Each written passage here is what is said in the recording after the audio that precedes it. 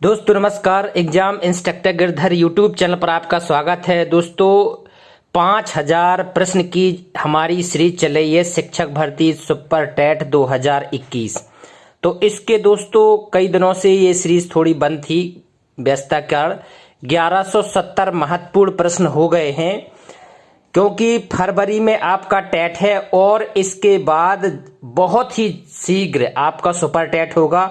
55,000 या उससे अधिक मतलब वैकेंसी जो निकलनी है वो किसी भी समय उसकी घोषणा हो सकती है कि कितनी सीट रहेगी।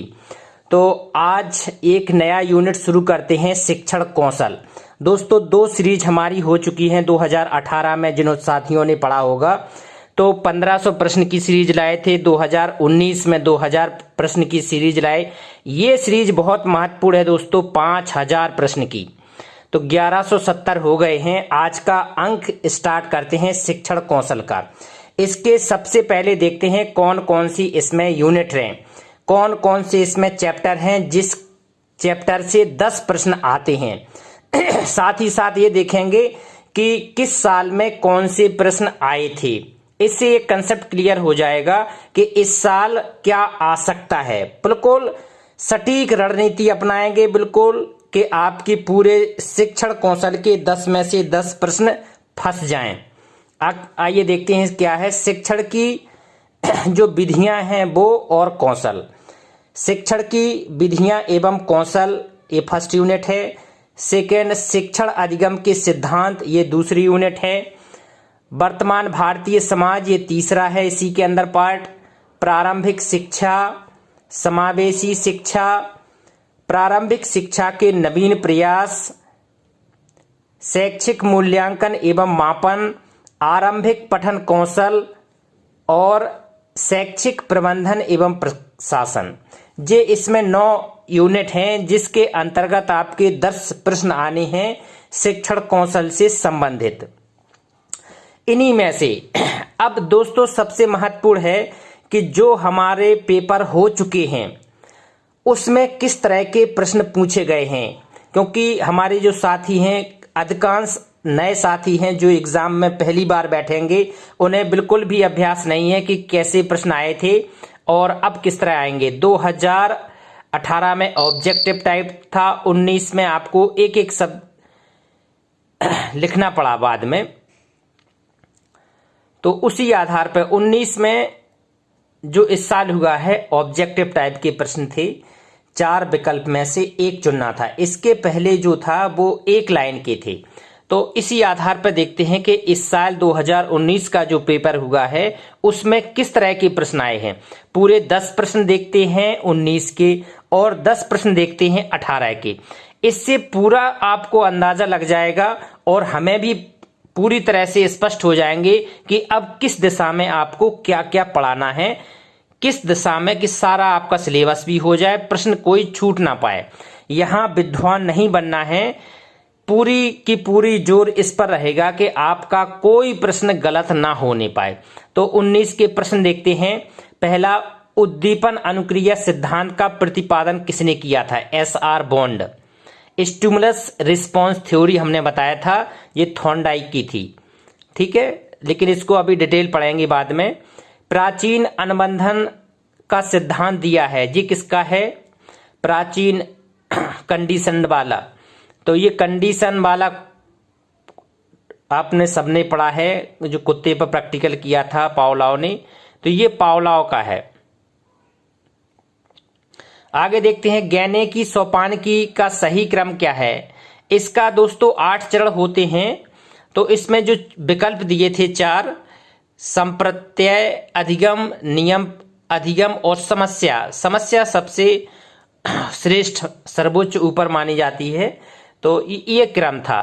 तो इसके 8 सोपान हम पढ़ाएंगे अभी अधिगम के सिद्धांत में पूरे, तो ये क्लियर हो जाएगा। चौथा प्रश्न देखते हैं, पाठ प्रस्तावना कौशल का मुख्य घटक क्या है? पाठ प्रस्तावना कौशल का मुख्य घटक क्या है? पूर्व ज्ञान। पूर्व विज्ञान के आधार पर ही पाठ प्रस्तावना कौशल रहता है। तो ये चौथा प्रश्न था। 5वां था पढ़ने और लिखने की अक्षमता है। पढ़ने और लिखने की अक्षमता को क्या कहा जाता है? डिसलेक्सिया बोलते हैं, पढ़ने और लिखने की अक्षमता को डिसलेक्सिया। आगे देखते हैं, किसने कहा था नवाचार एक ऐसा विचार है जिसमें व्यक्ति नवीनता का अनुभव करता है। नवाचार एक ऐसा विचार है जिसमें व्यक्ति नवीनता का अनुभव करता है। E.M. रोजर्स का कथन था ये, E.M. रोजर्स का।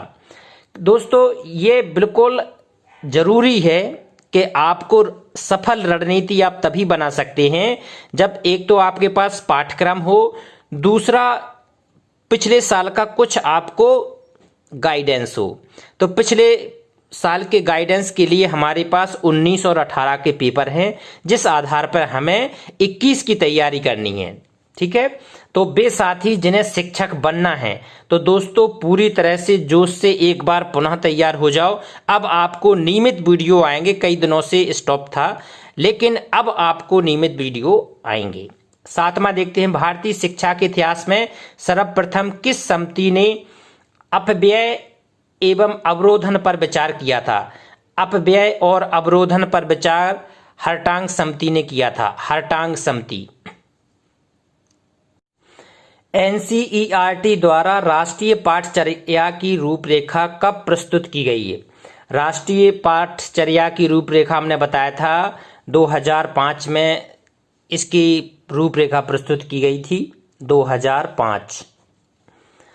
प्राथमिक विद्यालयों में मिड डे मील कार्यक्रम प्रारंभ करने का प्रमुख कारण क्या था। मिड डे मील दोस्तों स्टार्टिंग करने का सबसे महत्वपूर्ण कारण था नामांकन बढ़ाना, क्योंकि बच्चे रुकते नहीं थे, विद्यालय में आते नहीं थे, नामांकन भी बहुत कम था।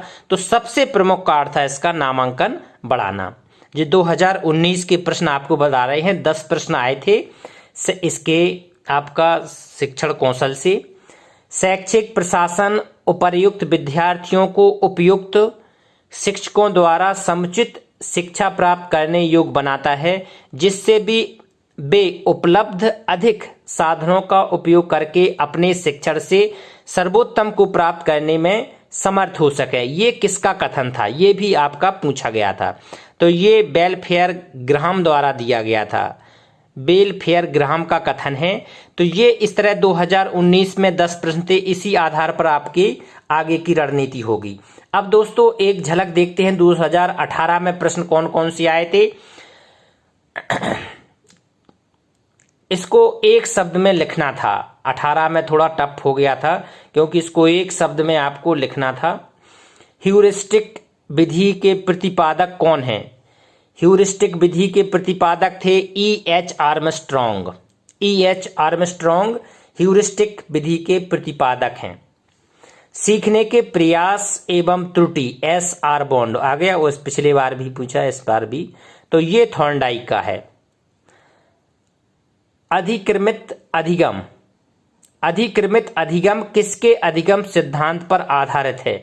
अधिक्रमित अधिगम B.F. स्किनर के सिद्धांत पर आधारित है। B.F. स्किनर के सिद्धांत पर आधारित है अधिक्रमित अधिगम, जो दोनों पढ़ाएंगे बाद में। अभिक्रमित अधिगम क्या होता है, B.F. स्किनर ने इसकी कैसे थ्योरी, ये अभी हम शॉर्ट में बता रहे हैं, ये एग्जाम में आए हैं। हम लोग इसकी अब डिटेल पढ़ेंगे और उसी आधार पर एक एक शब्द के प्रश्न पढ़ेंगे जो एग्जाम में आते हैं। थ्योरी ज्यादा महत्वपूर्ण नहीं है, महत्वपूर्ण हमारे लिए है कि क्वेश्चन हमारे सारे फंस जाएं और सारे के सारे सही हो जाएं। लक्ष्य हमारा ये है, सही हो जाएंगे तो सिलेक्शन भी निश्चित है। कोहलबर्ग का सिद्धांत एक बालक के विकास की व्याख्या करता है। यहाँ डैश की जगह लिखना है, किस विकास की व्याख्या करता है कोहलबर्ग का सिद्धांत। ये नैतिक विकास की व्याख्या करता है। रिक्त स्थान भरें, गैने के अधिगम पदानुक्रम में अधिगम की सर्वोच्च अवस्था क्या है। दोस्तों हमने बताया था सर्वोच्च अवस्था है समस्या समाधान। इसका एक फॉर्मूला है, शॉर्टकट बताएंगे हम। सन उ सृन सब प्रशस, मतलब समाधान बाद में आता है। तो समाधान ये सर्वोच्च अवस्था में है, इसको एक फॉर्मूला द्वारा हम आपको याद करा देंगे। किस घोषणा पत्र को भारतीय शिक्षा का शिलालेख कहा जाता है। Magna carta, Wood dispatch 1854। इसको मैग्ना कार्टा या शिलालेख भी कहा जाता है। तो वुड डिस्पैच को वुड डिस्पैच घोषणा पत्र को शिक्षा का मैग्ना कार्टा या शिलालेख कहा जाता है। पाठ योजना निर्माण में पंचपदीय प्रणाली के प्रणेता थे। पाठ निर्माण योजना में पंचपदीय प्रणाली के प्रणेता कौन थे? हार्वर्ड की पंचपदीय प्रणाली आप लोगों ने बीएड में पढ़ी होगी, बीटीसी वालों ने भी पढ़ी होगी, क्योंकि इसी के आधार पर आपके पाठ योजना तैयार की जाती है। तो ये किसने दी थी? हार्वर्ड ने। परियोजना शिक्षण विधि के प्रणेता कौन थे?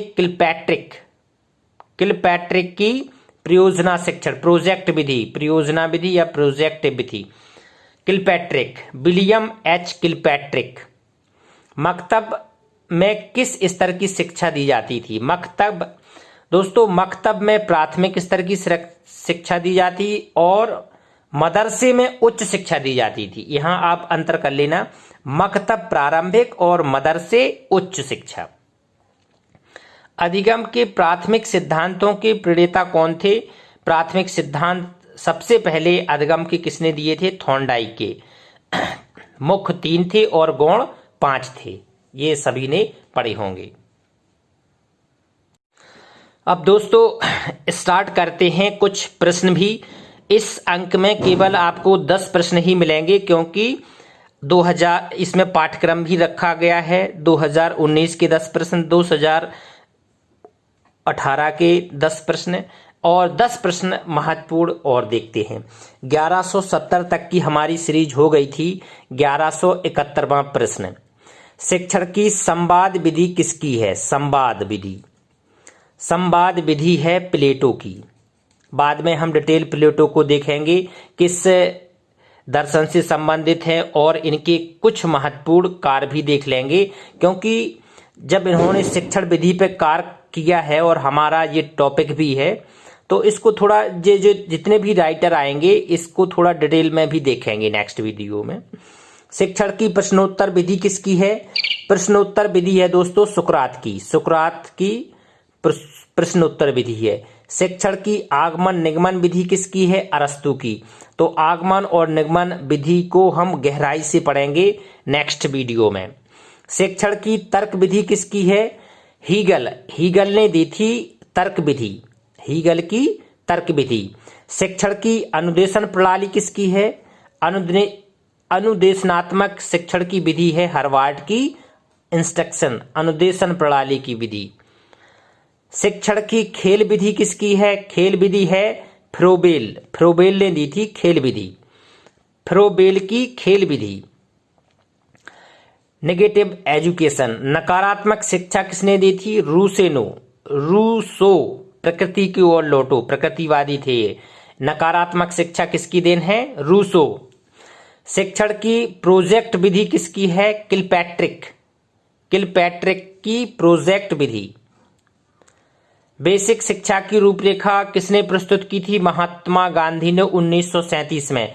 चूंकि बेसिक शिक्षा बहुत ही महत्वपूर्ण है, इसको डिटेल देखना पड़ेगा। एग्जाम में इसकी गहराई भी पूछी जा सकती है। किंडरगार्टन किसकी है? फ्रोबेल की किंडरगार्टन खेल विधि, ये फ्रोबेल है। फ्रोबेल को गहराई से पढ़ना पड़ेगा, क्योंकि यहां से कोई भी प्रश्न बन सकता है। तो इस प्रकार से दोस्तों 1180 प्रश्न हो गए हैं। जिस भी साथी को अगर आगे शिक्षक बनना है तो इससे बेहतर तैयारी आपको अदर चैनल पर नहीं मिलेगी, ऐसा हमारा मानना है। ये अब हमारी पूरी सीरीज चलती रहेगी, बड़ी अच्छी तरह से चलेगी। 5000 प्रश्नों की ये महत्वपूर्ण सीरीज है। 5000 प्रश्न एक सीरीज के, किसी किताब में क्या आपको 50 किताबों में भी इतने प्रश्न नहीं मिलेंगे। तो इतने महत्वपूर्ण तरीके से तैयारी हमारे चैनल के माध्यम से कराई जा रही है। आपसे किसी भी प्रकार का कोई भी सहयोग नहीं है। सहयोग केवल इस बात का है कि जो आपको महत्वपूर्ण तैयारी कराई जा रही है, आप अपने दोस्तों को, आप अपने भाई बहन या जो भी रिलेटिव हैं उनको जरूर शेयर करें, उनका भी लाभ हो। क्योंकि इतनी महत्वपूर्ण तैयारी सीधे आपको नोट्स बन के मिल रही है, ये बहुत बड़ी बात है। कोचिंग की आपको जरूरत नहीं पड़ेगी, ऐसा हमारा मानना है। तो दोस्तों इसको लाइक शेयर कमेंट्स जरूर करें। कमेंट्स इसलिए करें दोस्तों क्योंकि अब ये सीरीज लगातार चलेगी। इससे कोई भी अगर आपको ये है थोड़ा, फिर भी आपको कमेंट्स तो करना ही चाहिए। नमस्कार। नेक्स्ट वीडियो आपको जल्द कल